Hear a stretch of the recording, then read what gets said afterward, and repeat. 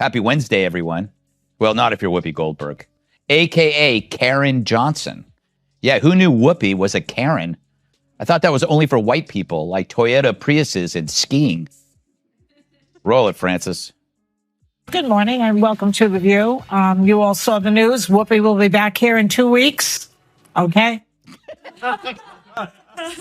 It's so cute when one of their side gets punished. They sulk like they ran out of raw cookie dough in the green. Whoopi Goldberg just had a meltdown so over the top it could pass for a Lifetime movie, complete with slow piano music, dramatic pauses, and pure theatrical chaos. The trigger? Greg Gutfeld, who roasted her so brutally her ego practically went into hiding. If you thought daytime TV was already chaotic, think again. This was Goldberg unraveling in real time, falling apart faster than one of her jokes lands. Brace yourself, because this takedown was louder, uglier, and messier than a Real Housewives reunion caught in the middle of a hurricane. Suspended Whoopi for 2 weeks because she said the Holocaust had nothing to do with race. She said this on a show called The View, which makes everything about race. Except now. The Holocaust isn't about race. No. It's not about race. Ethnicity. No, it's about a different race. But it's not about race. It's not about race. What is it about? Because it's about man's inhumanity to man. Yeah, that's heroically stupid. Whoopi's latest outburst makes toddler tantrums look like a meditation retreat.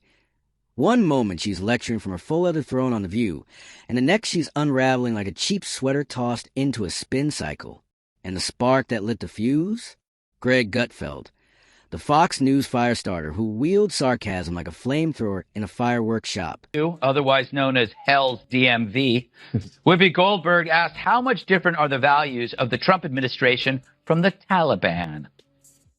We have a leader who has repeatedly demeaned women, wants to defund organizations that benefit women, calling on the media to shut up, specifically wants to give preferential treatment based on... But let's be honest, this meltdown didn't come out of nowhere.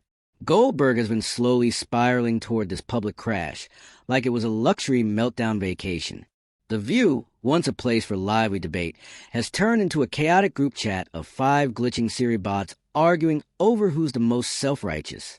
And at the center of the circus, shaking a tambourine of outrage, is Goldberg, confusing loud opinion for facts and noise for virtue. Talk about groundbreaking to actually hear a celebrity say something mean about the Taliban. How dare they compare them to Trump? The Taliban should sue. Guess they ran out of Hitler analogies. So as they bash the president, I'm reminded how entertainers rarely express any rage over any strand of misogynist Islamism. If they did, we might take their rage toward Trump seriously. A reminder, the Taliban throw acid in girls' faces for going to school. Yeah, I guess that's like defunding Planned Parenthood. Radical Islam is all for killing gays, and I guess that's the same as making some rude jokes. No, Trump's past rudeness is a product of a rude culture, one fed and fattened by a coarse entertainment industry. Now imagine her horror. Greg, smirking and armed with pure satire, finally fired back. His clapback was so sharp it echoed beyond Fox News and landed straight on Goldberg's soul. Her reaction was a meltdown with all the stability of soggy tissue.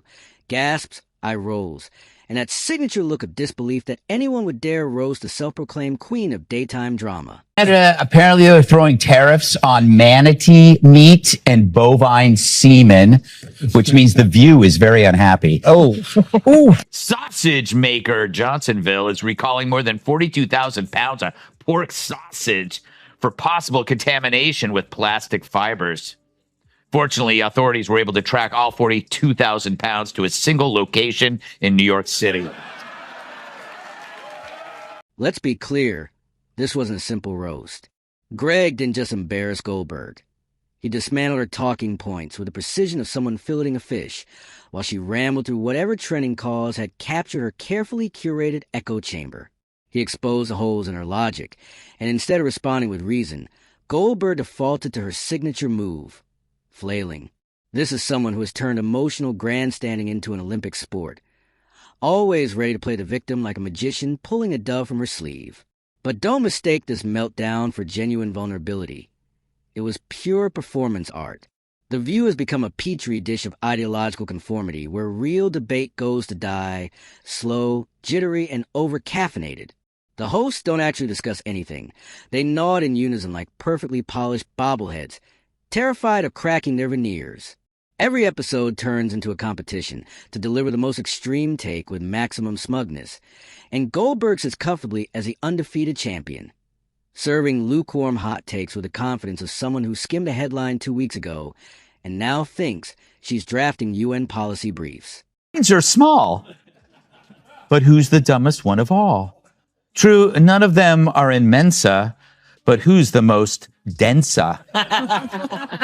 Perhaps it's Sonny who mastered the art of making idiots look smart. Now, The View could ask a mirror who's the dumbest one of all, but there's no way that glass doesn't shatter. So instead, let's check out this clip from Monday's episode of The View when the ladies put their science caps on and discuss the solar